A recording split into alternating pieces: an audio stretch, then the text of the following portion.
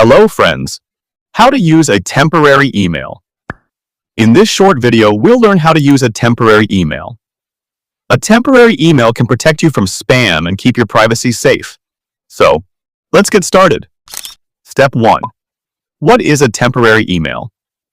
A temporary email is an email address that works for a short time. You can use it for online shopping, sign up on websites, or any place where you don't want to share your real email. Step 2. Download a temporary email app. First, download the Temp Mail app on your phone. Go to the Google Play Store or App Store and search for Temp Mail.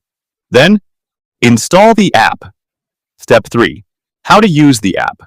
When you open the app, you'll instantly get a temporary email address.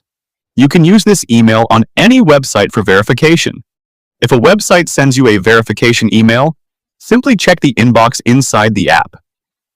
Step 4. Benefits of using a temporary email. It protects your real email from spam. Once you're done using it, the temporary email gets deleted automatically. Your privacy remains safe. So, that's how easy it is to use a temporary email.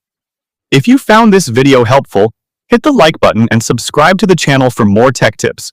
See you in the next video. Take care.